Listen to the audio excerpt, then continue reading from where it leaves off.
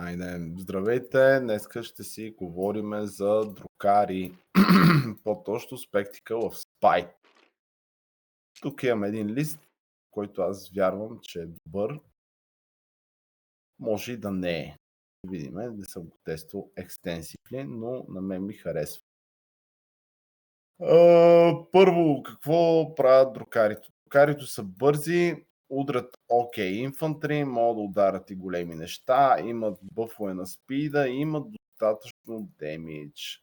Този лист нямаме почти никакъв long range шутинг, освен някакви анти-инфантри шотове и едни мелти от ето тези приятели. Сегашната мета, аз мисля, че шутинга може да се дропне изцяло, просто защото не можем да убиеме страшните неща, които идват, като Рогал Дорни и подобни буклуци, които съществуват. И така, как изглежда този лист?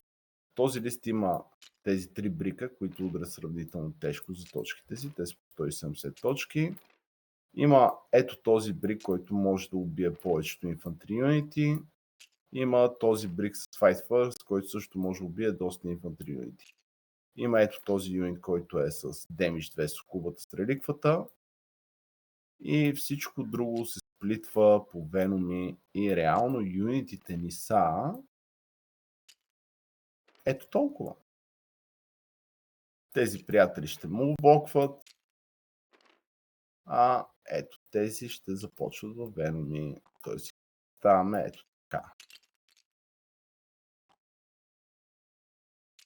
Как този лист печели играта? Този лист, между другото, не е толкова сквишъв, колкото представяте. Защото ако реши да играе пасивно и просто да пречи на опонента си да скорва, опонента трудно може да скорне, просто защото имам толкова много пакети от ето такива лички, които могат да ти динай на праймари.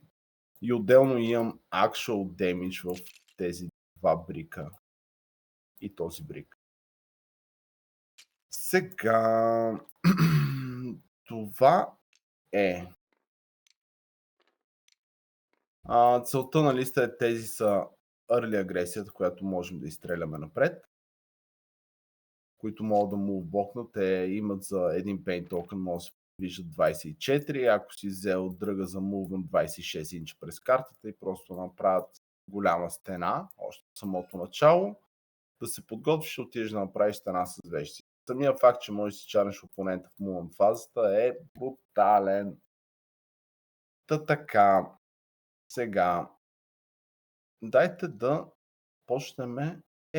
Аз съм взел два Search and Destroy. Хубаво, ще свадим един. Ще започнем след от тази карта. Сега, има нещо, което се нарича пасивна и активна игра. Знаете ли какво е пасивна и какво е активна игра?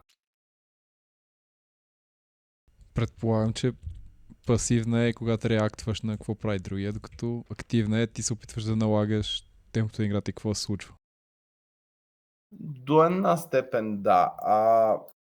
Много хубаво са го разделили. Пасивната игра е когато ти скорваш секандерита, спираш опонента ти да скорва секандерита, ти скорваш праймарита, спираш опонента ти да скорне праймари.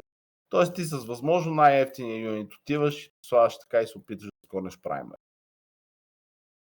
Или отиваш, се опитваш да накараш своя опонент да не скорне праймари. Това е изцяло пасивна игра.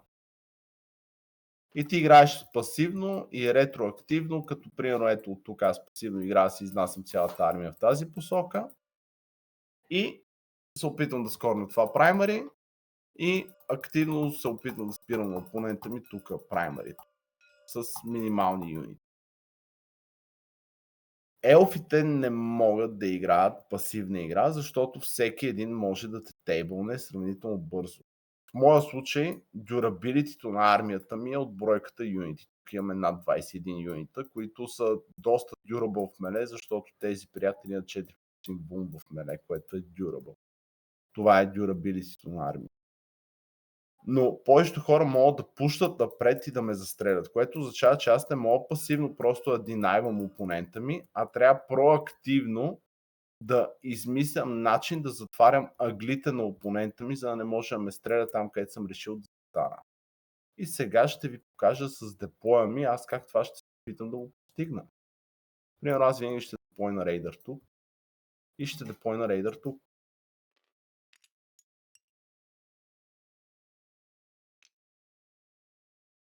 От този рейдър, аз когато слезна на 6 и се предвижа после 10, ако съм взел дръга, или с 8, стигам до тук. После имам аксес към Advanced Charge на вещите, мога да стигна до тук или мога да стигна до тук. Виждате ли колко е бърза тази армия?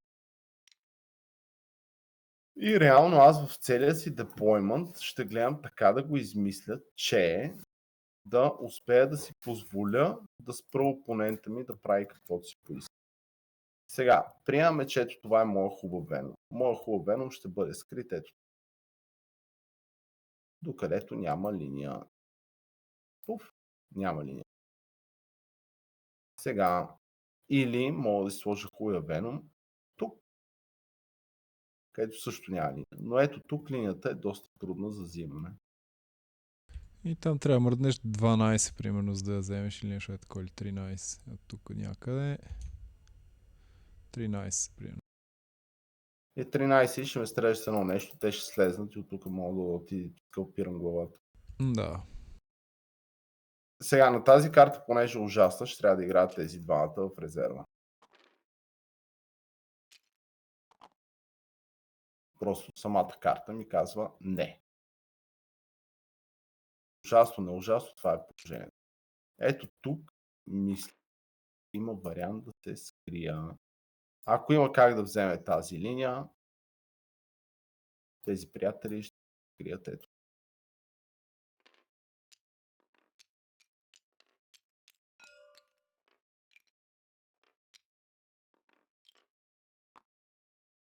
Ако няма как да вземе тази линия, ще отида още малко. И продължаваме сега.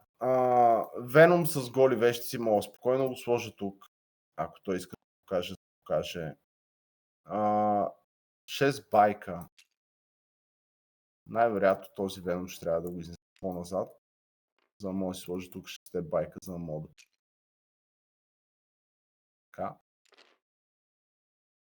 Жум. За да мога да ги ползвам. Това мога да изнеса малко сам. Това не е оригиналният модел. 6 байка най-вероятно ще сложа и ето тук. Така. Да мога да ги изнеса насам. Друг веном мога да сложа тук. И още един веном имам, който мога да го сложа ето. Който дойде тук и после от тук се мести някъде. Ако пък реша, че това не ми дава никакво вено, няма да го слагам тук. Този вено мога да го сложа. А тия байкове, примерно, проблем ли ти, ако ги страдат, да кажем, от тук? Или от тук? Проблем не е, често казано. Ако може да ми вземе този ъгъл, просто ще ги настроя така и няма да го има това. Защото те са много бързи, те могат да дойдат тук лесно. Да. Но това е ъгъл, който искам да кътна. И вече голите ми вещици, едни ще дойдат тук, да ми скорят праймари, едни ще дойдат тук. 2 юнита ще дойдат ето. Като зависи срещу какво играе и как иска да играе играта, понякога ще започна даже с тези сплитнатите вещици в рейдъра, аз ще имам голям юнит вещици, който може да влезе вътре в рейдъра. Но много зависи срещу какво играе. И сега тази армия, ако стои играе пасивно, просто ще загуби играта. Тя трябва да тръгне напред с нещо по някакъв начин. Деплойментът е лесен, защото е много бърза и може да се скрие от всякъде, от всичко без проблем. Дори на такава ужасна карта. Въпросът е следния. От тук, аз ако взема първи ход, ще измеря докъде може да дойде опонента ми и директно ще ги взема ето тези. Ще ги сложа на стена, ето. Ето така. Така че да не може да се стъпи на обжектива. И в неговия ход просто ще му чаржа нещата, които биха могли да стъпят на обжектива. Няма да дам да стигам въобще до обжектива. Тези байкове ще ги подготвят за следващ ход. Ще ги дам насам. Ако трябва ще им спен на Paint Talk. Да ги скрия. Вещите от тук ще ги изхвърна напред да продължа му в блока. Тези байкове ще дойдат ето. Подготвя да скоча напред. Ако реша, че имам какво да убия достатъчно с Лилит, дори ще стрелям Лилит насам и просто ще убия нещо. Но ако съм първи, най-вероятно този рейдър или ще изстреля Лилит просто да стои тук и ще седи Лилит и ще ръмжи отвътре. И това означава, че ти не можеш с инфантрия да дойдеш и ми 11 обжектив. Ако решиш тук да си вземеш обжектив да се биеш с ти, аз мога с Лилит винаги да те чаржа в твоята момент фаза и да си задържа обжектива за отворна. Цялата идея на армията е, че има толкова много малки юнити, които да активира и толкова много време ще ти отнеме да се справиш с тях, че най-често играта ще свърши и ти ще аутскорнеш опонента си. Рядко ми се е случило с тази армия да имам повече от 200 точки на масата на Търн 5. И просто нещата са доста. В момента в метата армията е добре, защото може да убива маринки. Но гарда с танкове я притесняват определено. И въпреки всичко не е unplayable. Въпросът е, че просто скърджовете излизат от метата по брутален начин, защото не са reliable source на damage. Никой не иска да бъде стрелян от скърджове, но когато се види какво имаш срещу тебе, ти така или иначе ще дизреспектиш скърджовете и ще трябва да тръгнеш да пеят, иначе просто ще те затворя в deployment зоната. И те в един момент, като почнат да дизреспектят скърджовете, те губят цялото си value, за жалост. Аз много ги харесвам, защото те са добър и movement piece. Винаги съм move от тях, просто в момента излезнах. Аз друго се чуда. Геройчето, където ти дава вект, мисля, че го нямаш в момента в листа или не го виждам. В момента го нямам в листа, да. В момента експериментирам без него. Защо? Изцяло меле армия си и това векта не е ли супер валю в меле матчпите? Защото тук съм взел най-много Witch Cool Damage и хората почнаха да доказват, че работи. Но това е list choice, нещо, с което в момента експериментирам и се опитвам да го направя viable, така че може да носи големи победи. Не е задължително. Ние тук не говорим за list choice, ние говорим тук главно за архетипи, за деплойменти и за цел на играта. Общо взето целта на играта ми на мен ще бъде проактивно да пълна тези транспорти и да вада неща навън, да ти спирам мувмента, за да мога на кръгчетата да имам повече ОЦ, да ти убивам юнитите, защото моите юнити могат да убият всяко едно инфантри в играта, да ти убивам инфантрито, да не ти позволявам да скорнеш праймари, докато аз съществувам. И накрая, когато свърши играта, мен няма да ми има. Ти ако си втори ще скорнеш 15-ка. Но реално това е целта на листа. Това е целта на самата армия. Независимо дали си взел човечето с вект или без. Причината в момента, че не съм го взел човечето с вект, защото аз би го играл човечето с вект без да игра с кърчо. А тук се опитвам да пробвам нещо без кърчо. Това е целият въпрос. Добре. Какво са лошите матчъпи на този лист? Хаос рицари въобще не е приятно. Въпросът е, че гледах игри, където видях, че ето тези могат да убият два големи хаос рицари за един търн. Което ми изненада. Но хаос рицарите не са приятни.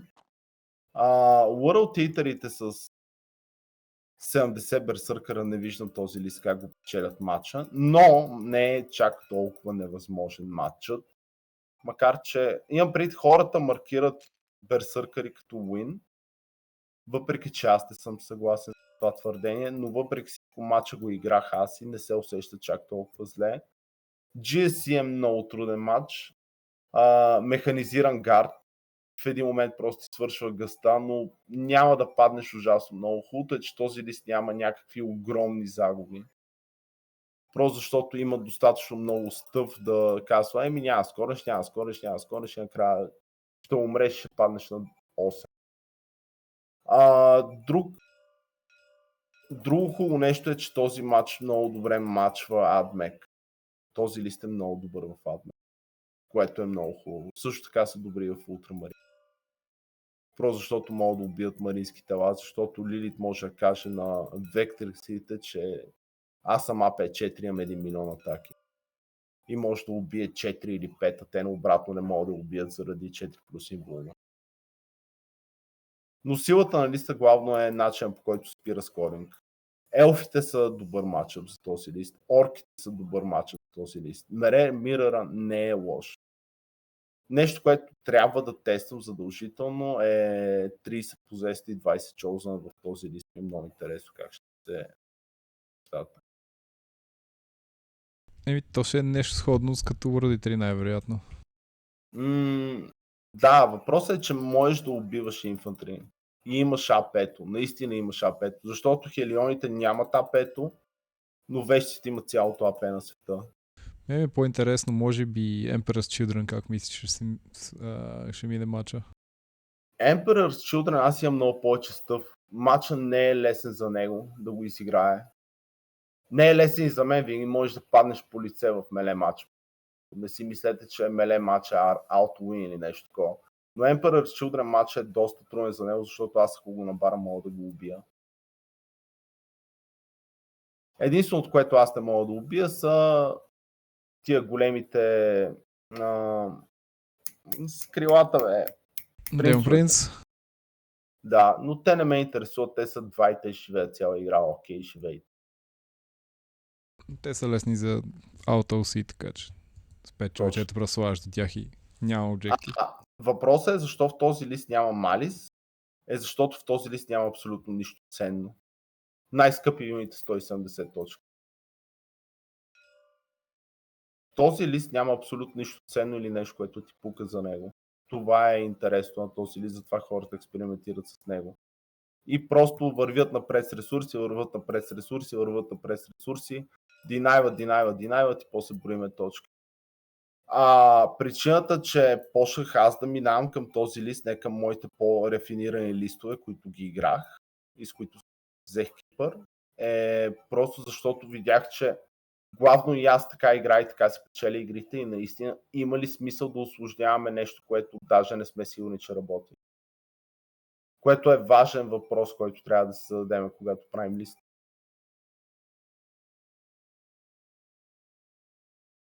И така, нещо друго, някой да пита. Не. Добре. Да видим другата карта. Трябва да ми извадиш една Crucible карта, приятелю. Защото я изтрих. Добре, секунда.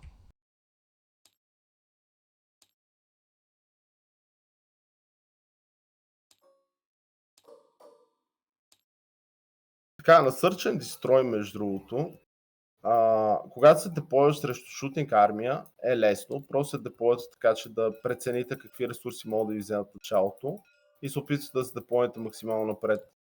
Това обаче, което ще ви покажа сега, не е срещу шутинг армия как се деплойвате, а срещу меле армия как се деплойвате. Което според мен е доста по-важно. Защото срещу меле армия, това, което аз бих направил е, много е важно меле армията, какво можете да убиете от нея и какво не можете да убиете от нея.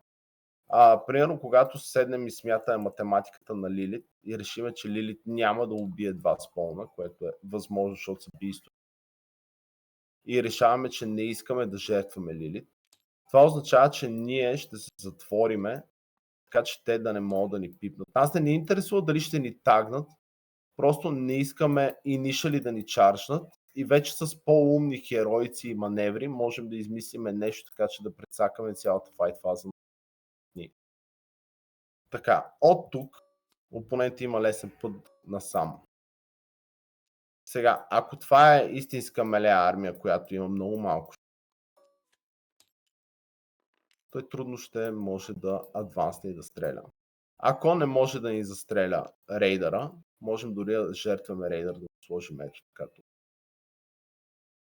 Ето по този начин опонента му ни е много, и когато се наредим армията тук, Опонента ни може да дойде с 6 инч Power in Consolidate, може да набара нещо ценно, да го сбие и така нататък.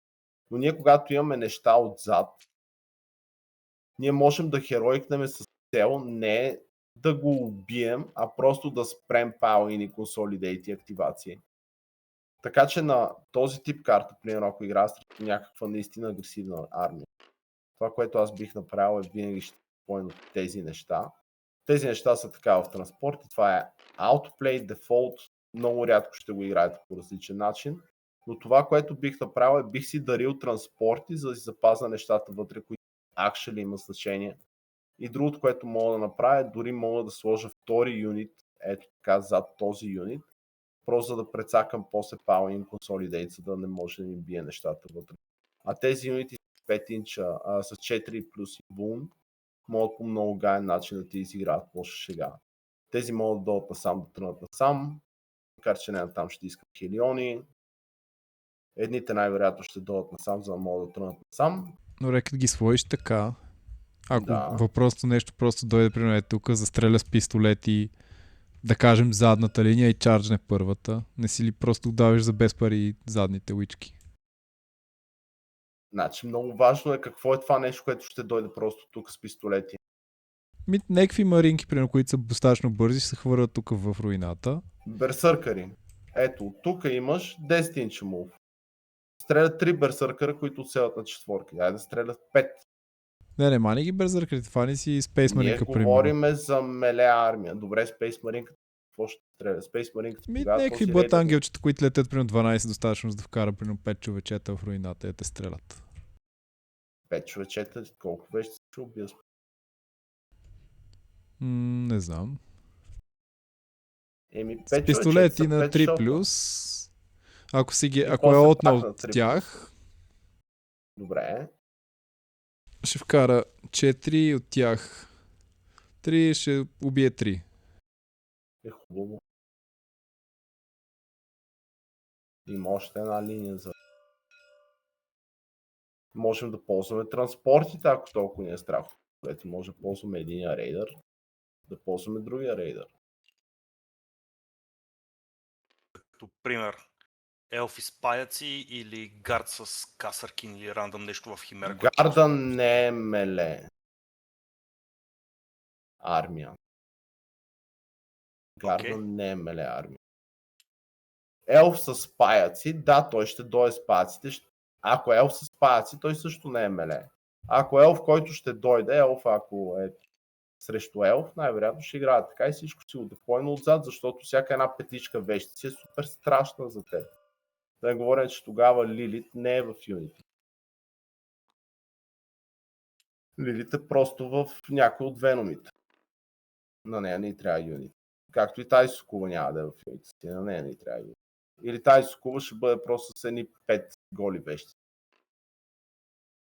Защото имам пред елфа не е щастлив от това нещо, защото всеки от тия юнити може да убие него.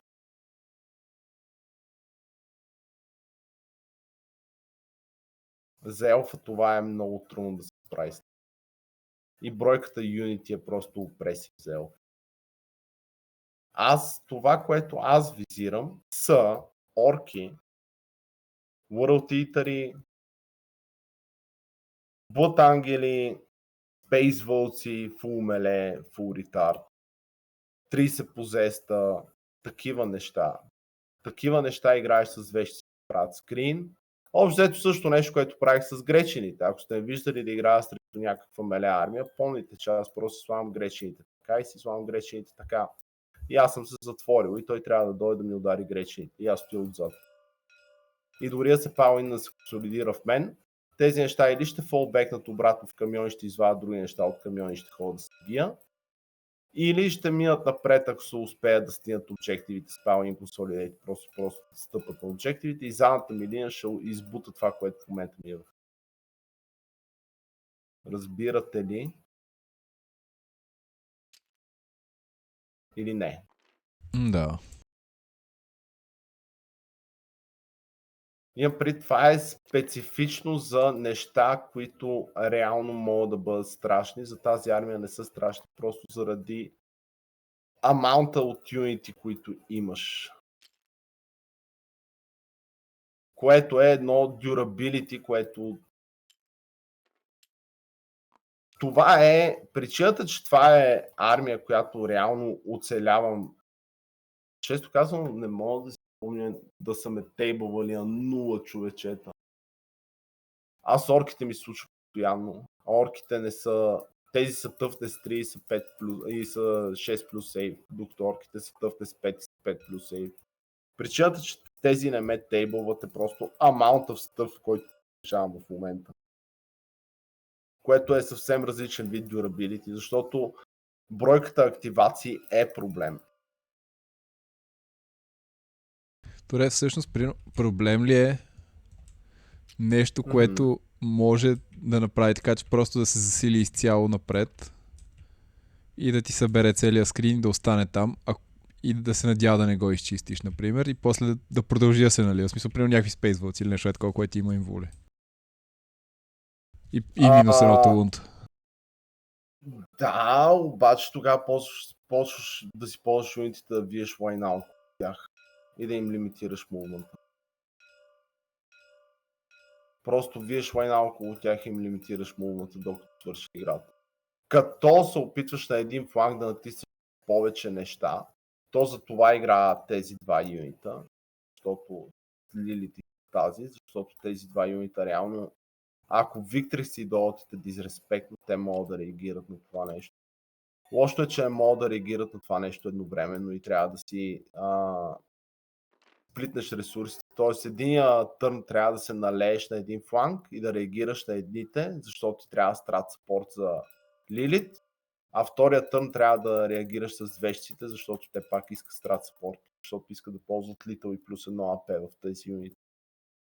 И реално реагираш на два пъти, т.е. на теб реакцията ти е на едното място ще се биеш с хелиони, на другото място ще се биеш с голям бриг вещи.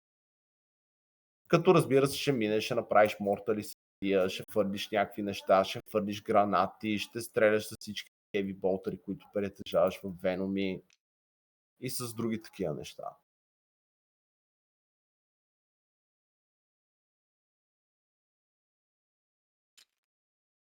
Та така. Но, ако говорим за меля армия, аз може и бих се депойнал. Говорим за меля армия, която мен ме плаши. Се депойнал.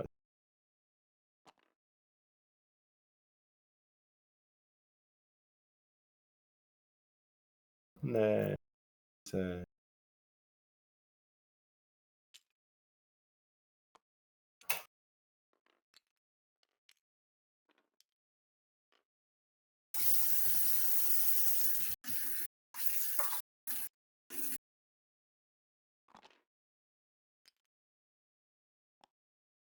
И понеже не мога да бъда ептем назад, бих сложил дори тези неща.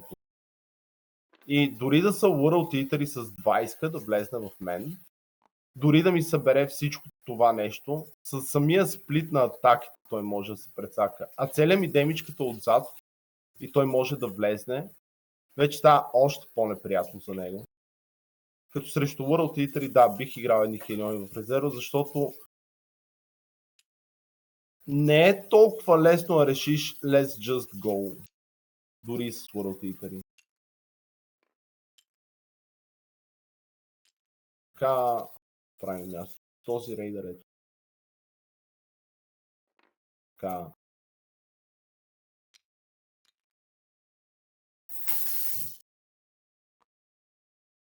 Като тези вещи също вече можем да определим насам.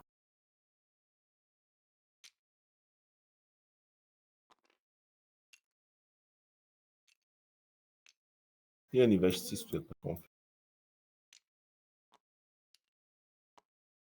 Като тези вещи си на Homefield, могат даже да тръгнат към това. Също не, тези вещи ще ги пазим тук, да могат да влезат някои трейдери.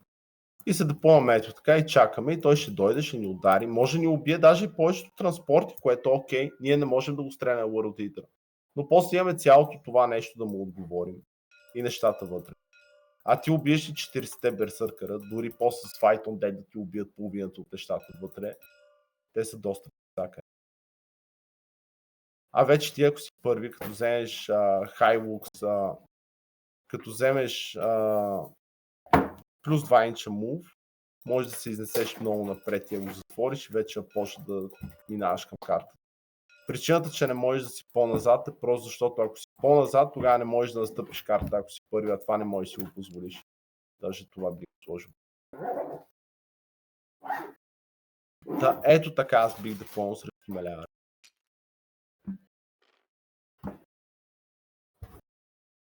Която разбира се не може просто да ме застреля. Ако може да ме застреля, бих депълнил скритно. Тогава няма да е толкова страшна Мелиар армия да се да се депълнил така, просто защото ще вкарал повече точки в шутинг. Питане? Няма явно. Успя ли ми намериш така карта? Не. Намерих ти ето тук 4 бача да си харесаш каквото искаш. Дай да видим. Crucible! Вим хеви карта. Аз никога не съм да ползвам карито на хеви карта. Еми 1 или 2. Да, изцъкнах някакво. Може да си представиш. Никога не съм да поел на хеви карта. Ей, ти яката хеви карта. Добре. Още лист. Тия ги трием. Това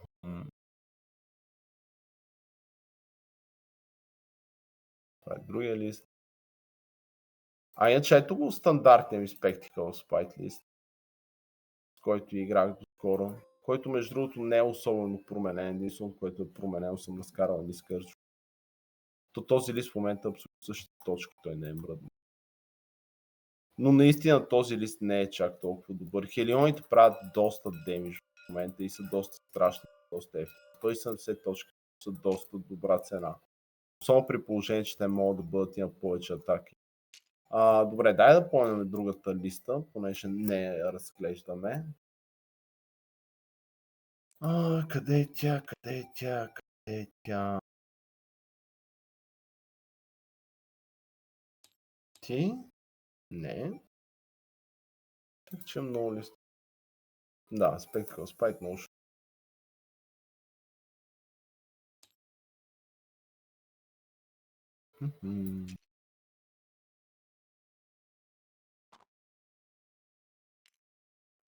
Ти до тук.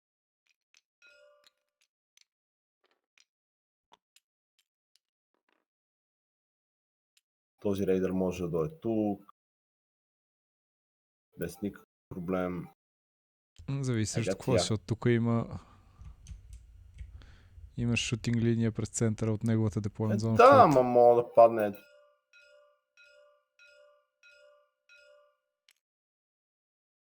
Ето така мога да стана, даже падне. Тук не мисля, че има шутинг линия.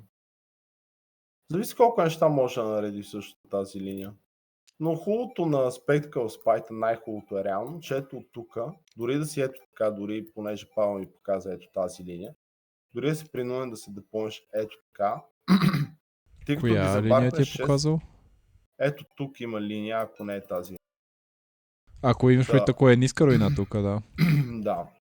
Ти ако дизембаркнеш 6, после ако се преместиш 8, после Advance Charge, много лесно чарджваш този обект. Макар че в този случай можеш просто да на тази хеви може да сложиш е така, да си за тази. Да, без никакъв. Някакво е такова, това не трябва да пиме руината.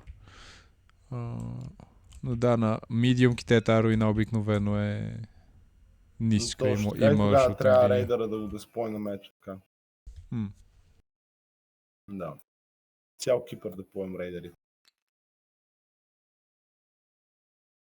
Там всичко беше медиум. Тук моят рейдър спокойно го сложа ето така. Тия да няма този ъгъл. Това е най-добрият ъгъл.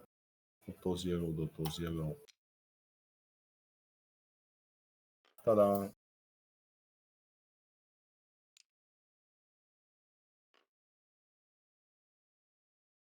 Венома с Damage 2 соковата ще бъде ето тук. За място. И вече тук заставаме и си подреждаме веномите. Като можем спокойно да сложим един веном, ето така да бъде смел, ако някой вземе този ъгъл да го взима.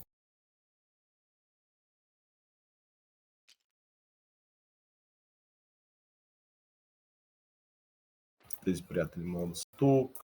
Тези приятели могат да бъдат и тук. До носа на рейдър, ето така. Носа на рейдър, ето тук. Тези можем да ги сложим. Ето. Понеже са по-ниски от рейдъри, могат да се завърнат отдолу. Една част.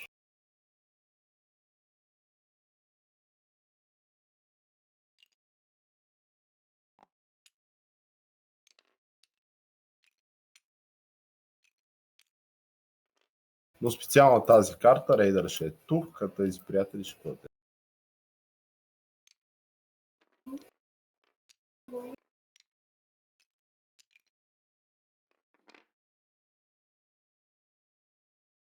Ето тук може да сложим още едни байкове или хелиони или просто веном.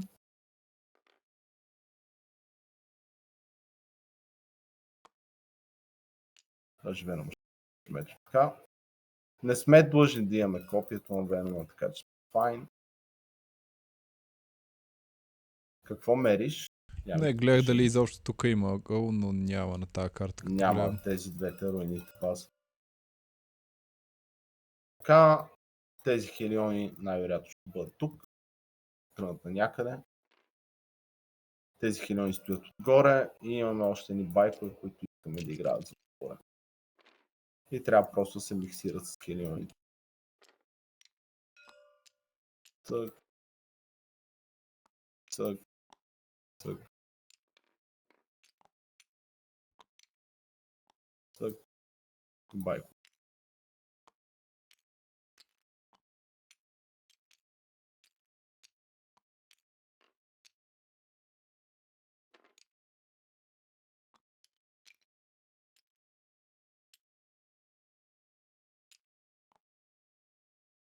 Така. И имаме още веноми, за да поемаме. Един го сложихме там. Втори можем да го сложим. Къде можем да го сложим? Оттам има линия. Втори веном можем да го сложим. И от него ще изкараме вещици, които дина на средата. Лилит идва ето тук. Тази идва тук. Вещиците много зависи какво ще правим в началото, срещу какво играем. Тук или ще има тъпи вещици или хубави вещици. Да кажем, че играем срещу нещо, срещу което ще играем малко по-пасивно и по-мувблок и няма да убиваме неща на това нещо. Тогава просто ще сложим тъпите вещици вътре. Тук ще сложим едни вещици да ги има. Тук ще ни трябват едни вещици да ги има.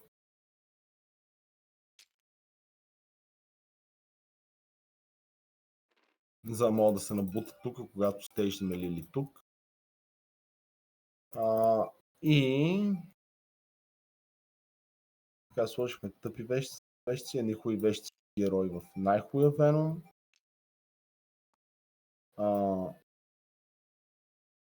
Още едни тъпи вещици. Не, нас трябва два пъти тъпи вещици, трети път тъпи вещици, хубаво. Трети път тъпи вещици и сега целите два големи юнита вещици в рейдърите. Той там хубава вещица. Тези отиват Deep Strike. Тези застават така, че после да могат да скачат веноми. Можеш тук. Може да тук. Тук ще бъде хубавата вещ. Защото реално искаме тя финишира ето тук и да плаши този обектив и да може после да тръгне насам с венома си. Това е много готино, като го направи с венома. Така на голо му скорнах с цялото праймарен свет.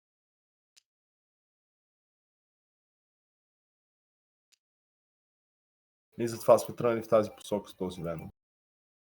Хубавите вещи просто стават ето тук, за да могат после да се качат по транспортите.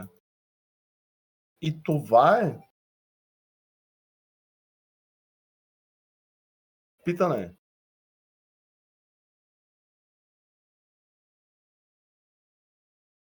Няма. Това е армия, която просто е дизайната, за да динайва обжективи 5 хода и да се мъчи скоро праймари. И между другото, демиджа и не е малко. Хубавото е, че има...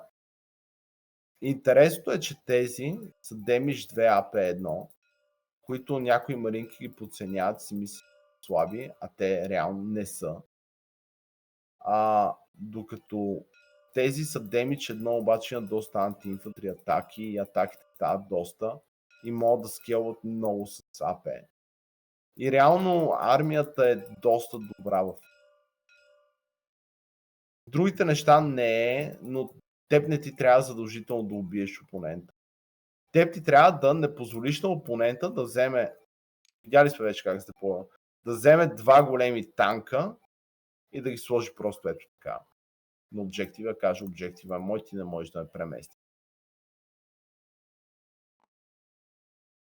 Ако успее да се сложи така базите на големите танкове, че да е стъпил отгоре и ти да не можеш да стъпиш да му динайнеш оцето, или ако го чаржеш, той да може да убие, дали ще е с Overwatch или с нещо такова, да ти вземе и това от тебе, да, играта ще я загубиш. Но ако успееш да държиш опонента по-далеч или примерно да стигне само до ти да отидеш да го чарнеш, просто неговата муна фаза, ти да си тук, той да трябва да стане тук, ти да го чарнеш в неговата муна фаза, да го затвориш пак и пак ти оставаш пространство на този обжект.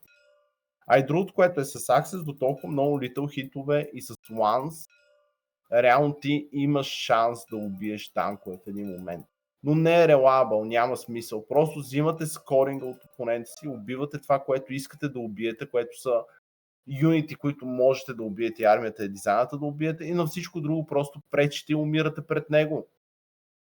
И играта всъщност е доста приятна по този начин, защото да, ти през цялото време си пред него, играеш с обжективите, той се опитва да те махне оттам, той ще те маха и хвърляш други ресурси. И това е просто един друг начин, по който можеш да играеш играта. Доста проактивност, доста въображение, къде да отидеш, как да отидеш, защо там да отидеш. Смяташ минималния брой ресурси. И друго нещо, което е важно с тази армия, е позволявате да стреляте неща, за които не ви дреме, като взето този Веном. Нека да умира. Този Веном е 70 точки и вътре има 45 точки, т.е. 115 точки. Окей. Обаче ти ако дойдеш да го стреляш този Веном, аз ще намазя си хилиони на света. Могат да те прелетат, тези могат да дойдат до тук, да чаржат нещо отзад, хилионите да дойдат отпред, да те чаржнат. Дори да не те убият, те имат достатъчно от сега, за да станат флипнат обжектива, да направят някакъв демидж. Тази част от армията ще се изнесе, ще дойдеш, ще го налазиш, ще станеш в него.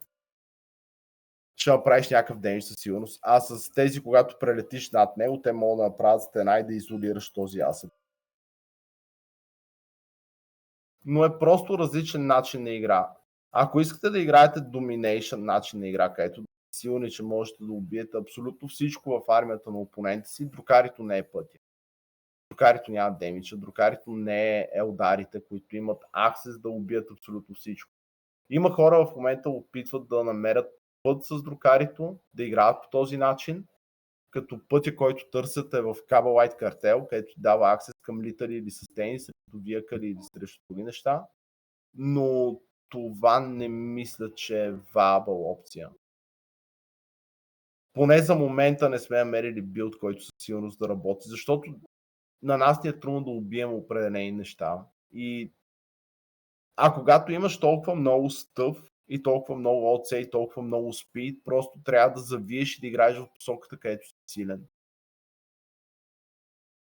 Това е.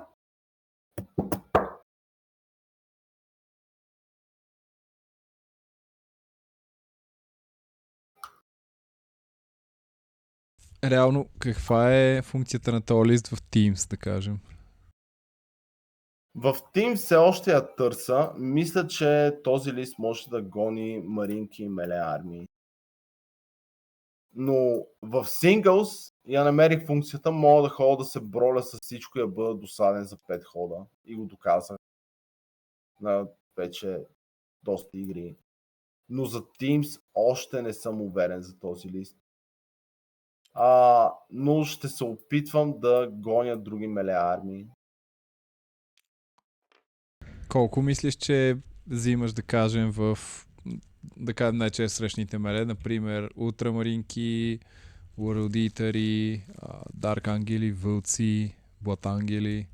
Аз изредих всичките маринка цяло. Да, изреди всичките маринки, което е правилно. Мисля, че на хартия поне трябва ултрамаринките мога да ги събера. Мисля, че мога да ги събера с 13, Дарк Ангелите също мога да ги събера с 13. Също така мисля, че мога да събера с 13 и тия. Блот Ангели. Мисля, че мога да нося small win в такъв тип армии. За вълците обаче, сега, ако съм първи, знам, че ще ги бия. Въпросът е с колко, защото вълците просто рол статовете са проблем. Ако се играе добре. Аз гледах много хора, ето казват, ето този лист, той е толкова перфектен да контрира вълци. И като видях армията на този вълците, той нямаше 18 кавалерии, които просто да вземат търне, но да се затичат към тебе. И е малко по-различно. И изведнъж си викам на Акъла, пич ми, не знам дали аз съм играл тази игра повече от тебе или ти повече от мене, но не съм сигурен в това, което ми казваш, защото реално вълците могат да бъдат. Но на аз точно вълците поне, си мисля, че най-страшни, най-вече, защото първо имат инвол, което ти е бава апето, и второ, че маунтета не са инфантри. Не, на хартия поне, ето профила на тези е страхотен в кавалерия. Това ти е сейвинг рейса в кавалерията. Що? Ще ги равняваш на петица с едно АП. Равняваш на четворка с едно АП. Ланс минус едното лунд, нали така? Какво минус едното лунд? Ланс е плюс едното лунд и ти си стрент. Не им пречи, те имат минус едното лунд, но не съм сигурен. Нямат минус едното лунд вълците. Имат минус едното лунд в шутинг. То е само в шутинг, окей. Да. И ти можеш да ги раняваш, също ти ще ги раняваш на тройка. Защото ти можеш да се добуташ до стрент 6. Ползваш Pain Token и когато чарнеш с Ланса, можеш да си пуснеш другата за сила 6. И вече когато ги раняваш на тройка с 40 атаки, ти кажа, тегаво. Другото, което е вълците, не мисля, че лесно могат да излезат от десетка вещи. Той можеш да им стакнеш и екстра атака и екстра стренг. Екстра атака, екстра стренг не, но мога да им стакна плюс едно стренг. И те, понеже си дават плюс едно стренг и плюс една атака от тяхната дрога, Pain Token, стават на 40 атаки, сила 6, AP 1, Damage 2. Окей. Със състейни. Което е nice. Спокойно мога да убия 4 вълка. Зависи кой мята сейловете. Въпросът е, че вълците наобратно не ги убиват толкова лесно и въпросът е, че един път минали първоначалната вълна на вълците, те не могат да влезнат толкова навътре, защото този лист има доста демидж в тях, защото ти ще си играеш хилионите навънка и просто ще ги скриеш зад едни вещици.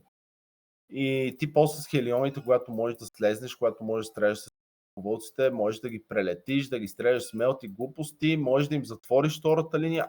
Това мисля, че ще бъде окей във вълци. Ще го изиграя с точно това, мисля, че е окей във вълци. Но често казвам от маринки наистина не ме е страх.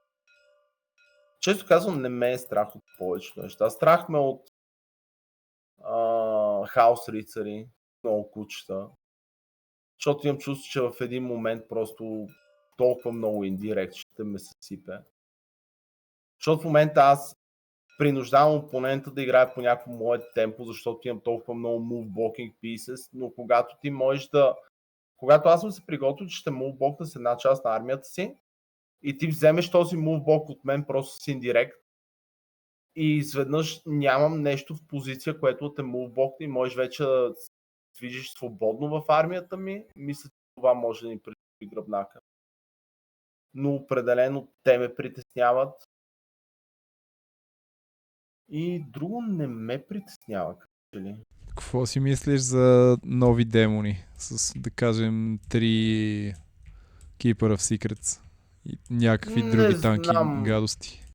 Със сигурност не могат да убият 3 Keeper of Secrets и още 2 големи демона. Това няма да го убие цяла игра. Обаче те няма чак толкова много от се. И просто ще лаза по обжективите и ще падна на 8 или на 6. Ако се прецакам. Но ако го изигравам матча няколко пъти, мисля, че мога да извадя смисъл там, мога да извадя и десетка. Въпросът е, че това е нещо, което трябва да седиш и да го тренираш. Те затова толкова добри отбори хващат една концепция на някой, който има концепция за армия, сядат, преглеждат концепцията, замислят се тази концепция дали ще работи, ако са съгласни, застават и казват, добре, ние това с какво бихме го атакували, както ти каза, бихме го атакували с демони. Добре, Као, отиваш и грайндиш демони. И аз отивам, фащам Йоанката за ръка, което ще бъде ужасно, моля ви се, не ме карайте. Но хващам Йоанката за ръка и почваме да играем игри. Играем аз и Йоанката, примерно, изиграваме 10 игри. Първата игра Йоанката, примерно, бие на 6. Втората игра бие на 7, третата на 8 и така нататък. И аз да и генерирам репове в тази армия и си хващам и други демони, с които да играя, само и само да знам. И примерно, когато е метате в Defender и когато те сложат демоните и те решат, че те ще си платят за ме вземат мен, разбира се, ние трябва да ги накажем за това нещо. Но когато аз отида и аз донеса осмицата от демона и това нещо го накажеме с 15 или с 16, реално по този начин почваме да печелим играта. Да не говорим, че аз понеже съм гранил толкова матча, демона може да не го е играл толкова много, мога да го излъжа, го прецакам да го бия на 13, да направи някаква грешка, защото тук е много пипкаво. Или примерно съм първи и той цяла игра блокнат в Moon зоната, което ще бъде абсурдно. И е доста готина гамба. Това е каквото бяха направили швеите, дето бяха избрали рицари, не помня с какво да играят и бяха тренирали просто матча. Аз Thousand Suns. Да, ето тези неща, между другото, трябва и ние да ги правим, особено когато има специалисти в някакви армии. И това реално мисля, че е полезно.